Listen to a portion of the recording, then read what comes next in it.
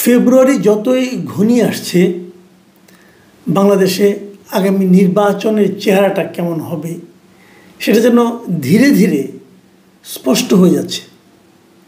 আর আমি বিস্ময়ের সঙ্গে লক্ষ্য করছি যে ক্ষমতায় যাওয়ার জন্য রাজনৈতিক দলগুলো কতটা তাদের চরিত্র পরিবর্তন করতে পারে সেটা আমি দেখছি বিস্ময়ের সঙ্গে।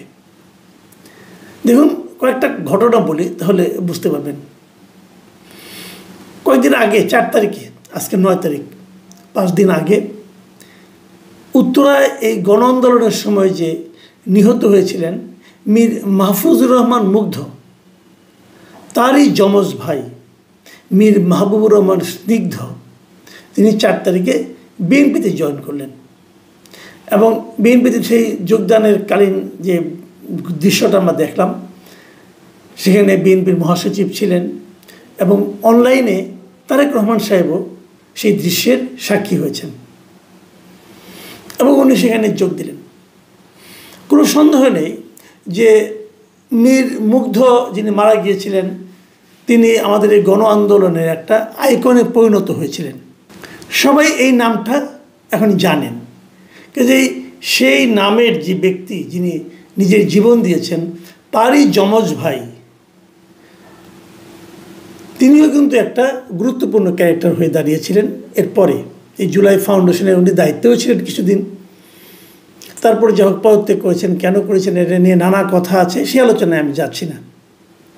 কাজেই রাজনীতিতে এই নামটা, এই ক্যারেক্টারটা অবশ্যই একটা বিএনপির জন্য একটা প্লাস পয়েন্ট হিসাবে আমি মনে করি হয়েছে। পাশাপাশি স্নিগ্ধর জন্য এটা একটা প্লাস পয়েন্ট, একটা বড় দলে উনি যোগ দিতে পেরেছেন, এ পর্যন্ত ঠিক আছে। কিন্তু তারপর শুনলাম তিনি নাকি উত্তরা থেকে বিএনপির ক্যান্ডিডেট হচ্ছেন। এটা শুনে আমি প্রথমে একটু হোঁচট খেলাম এই কারণে যে স্নিগ্ধ তো আগে বিএনপি করতেন না, কখনোই করতেন না। তাহলে উত্তরাতে এই যে আওয়ামী লীগের 16-15 বছর, আওয়ামী লীগের যে 15.5 বছর সময় শাসনকাল, এই সময় আওয়ামী লীগ যে বিএনপির নেতা কর্মীদের উপর যে নিদারুণ টর্চার করেছেন, এই টর্চারের সময়টাকে, দলটাকে ওখানে ধরে রাখা, এই সমস্ত কাজে দলকে ধরে রাখা, দলকে উদ্দীপ্ত করা অথবা দলের হয়ে কোনো না কোনো কাজ করা, এই কোনো কাজে গত 15.5 বছর কি মীর মাহবুবুর রহমান স্নিগ্ধের কোনোরকম ভূমিকা ছিল না।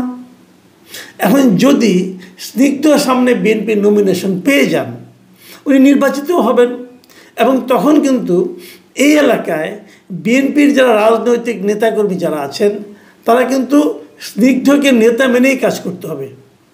তাদেরকে এমন একজন লোককে নেতা মানতে হবে যে লোকটা তাদের বিপদের সময় ছিল না, তাকে কোনো প্রশ্ন ওঠে না। উনি কি বিএনপির রাজনীতিটা খুব ভালো বোঝেন? যিনি রাজনীতি করেনি নাই তিনি কি করে বুঝেন আমি এটা মানব? তাহলে তাকে দেওয়াটা কেন? অনেক সময় এমন হয় যে এমন একজন মধ্যপন্থার লোককে আনতে হয় যে নাকি নির্বাচনে বিজয়ের ক্ষেত্রে ভালো ভূমিকা রাখে।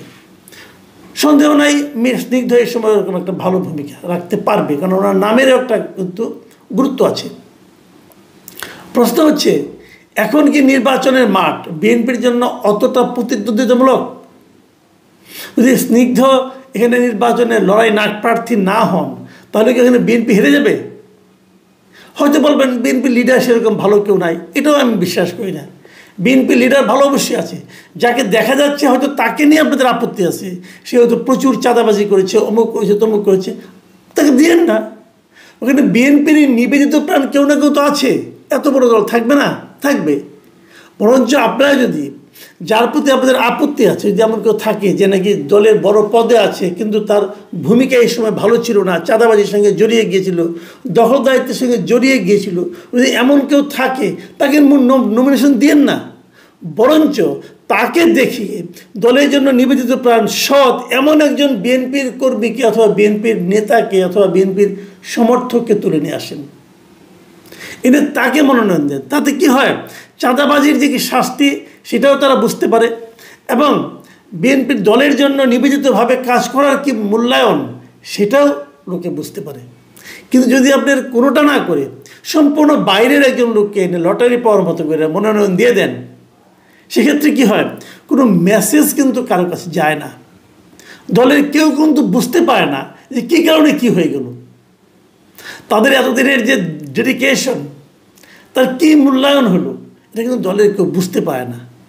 মানুষের মধ্যে হতাশা তৈরি হয় এবং তারা তখন ওই ছোট নেতা হিসাবে অথবা আঞ্চলিক লিডার হিসাবে তারা কিন্তু নানা ধরনের দুর্নীতিপরায়ণ কাজে, চাঁদাবাজিতে লিপ্ত হয়ে পড়ে। যে কিছুই তো হলো না, তাহলে এটা করে কিছু দূর অগ্রসর হই।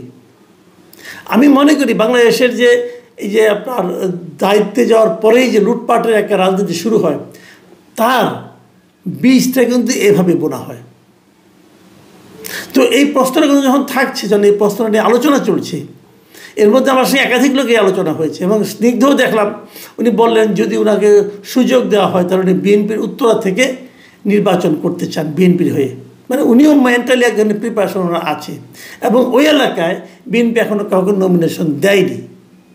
তাহলে ধারণা করা হচ্ছে যে স্নিগ্ধ হয়তো নমিনেশন পেতে যাচ্ছেন। ঠিক একই রকম আরেকটা ঘটনা আজ ঘটল। সেই ঘটনাটা কি? সেই ঘটনা হলো এই সরকারের একজন উপদেষ্টা, খুবই আলোচিত এবং খুবই বিতর্কিত একজন উপদেষ্টা, আসিফ মাহমুদ সজীব ভুঁইয়া।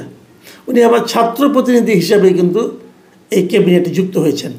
সে আসিফ মাহমুদ সজীব ভুঁইয়া, ওনার বাড়ি হলো কুমিল্লার মুরাদনগরে। ওখান থেকে তার ভোটার তালিকাটা ভোটার হিসাবে উনি ধানমন্ডিতে অন্তর্ভুক্ত হওয়ার জন্য আজকে আবেদন করলেন।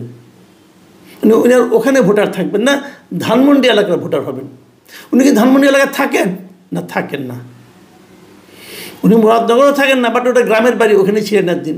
ওখানে উনি চেষ্টাও করেছেন, নানা ধরনের কাজকর্ম করেছেন, কিন্তু যখন ওখানে দেখা গেল যে মোফাজ্জল হোসেন কায়কোবাদ সাহেবকে নমিনেশন দেওয়া হয়েছে, বিএনপি মানে দিচ্ছেন বলে ঘোষণা করেছে, তখন উনি হতাশ হয়ে হয়তো ওখান থেকে নাম কাটিয়ে ধানমন্ডি আসতে চাচ্ছেন।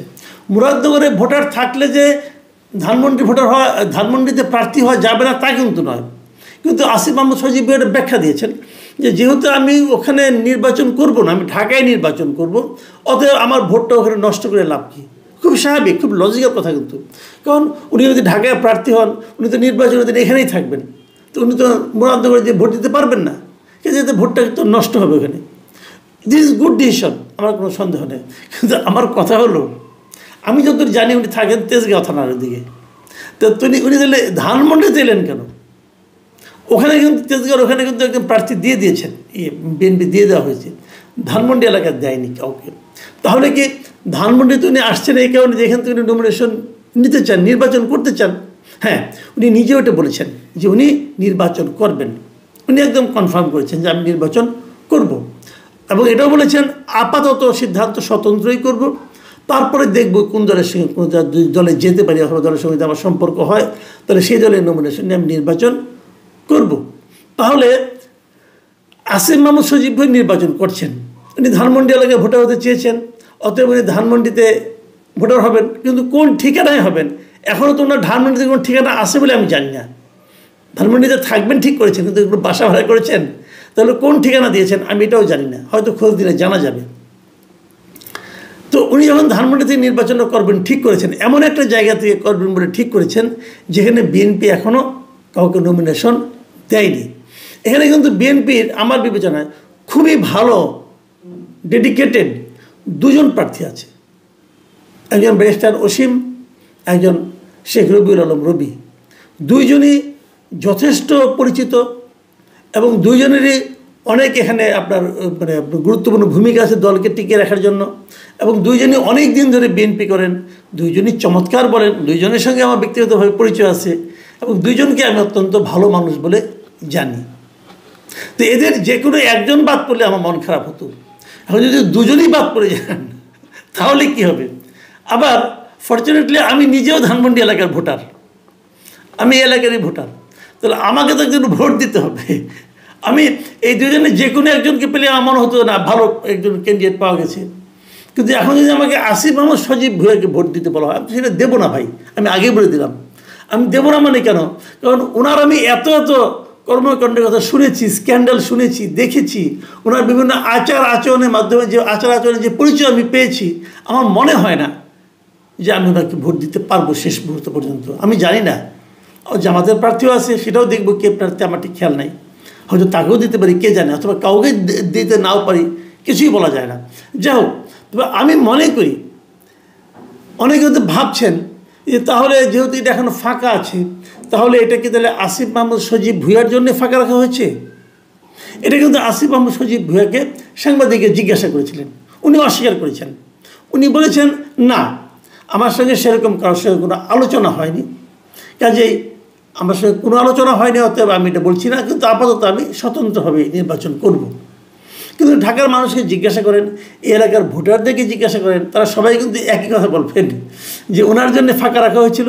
এবং এই যে ফাঁকা রাখাটা, এই যে এতদিনের যে ধারণাটা, আলাপচারিতা, যেটা নাকি মানুষ সন্দেহ করেছিল, সেটা যে সত্য হতে পারে তার একটা নমুনা টের পাওয়া গেলো উনি এই এলাকার ভোটার হওয়ার মাধ্যমে। আবার দুদিন আগে আমি এই আসিফ মাহমুদ সজীব ভূঁইয়া একটা অনুষ্ঠানে বলছিলেন যে 10-20 কোটি টাকা চায় না ভোট করা যায় না, তাই আমাদেরকে ভাবতে হয়। মানে ওনারা যে ভোট করবেন কিনা জিজ্ঞাসা করা হয়েছিল হয়তো বা, অথবা নিজে থেকেই বলেছেন, টিভিতে যেটা দেখলাম আর কি, যিনি বলছেন যে 10-20 কোটি টাকা না থাকলে সংসদ নির্বাচন করা যায় না। তো এই বাস্তবতায় যাদের কালো টাকা আছে তাদেরই সুযোগ নির্বাচনে অংশগ্রহণ করার। কাজে আমাদেরকে বারবার চিন্তা করতে হয় ইলেকশন করব কি করব না। ভালো কথা, এই কথাটা মানলাম। এই কথাটা আমি অন্য একটা অর্থ খুঁজে পাচ্ছি, সেটা হলো উনি নির্বাচন করবেন কি করবেন না সেই দিন পর্যন্ত ওনার ধারণা ছিল, কারণ 10-20 কোটি টাকার লোক নির্বাচন করা যায় না। এখন উনি ঘোষণা করেছেন উনি নির্বাচন করছেন, তার মানে কি ওনার এর মধ্যে 10-20 কোটি টাকা কালেকশন হয়ে গেছে? নাকি এটা এমনও হতে পারে ওই সময়ে আওয়াজটা দিয়েছেন যাতে নাকি 10-20 কোটি টাকা এই 2-3 দিনের মধ্যে ম্যানেজ হয়, কেউ না কেউ তাকে দেয় যে আপনি যখন নির্বাচন করতে চান তাহলে টাকাটা নেন, আমাকে ওই কাজটা করে দেন। এগুলো কি কিছু আমি জানি না, বাট এই সন্দেহগুলো মনের মধ্যে জাগে।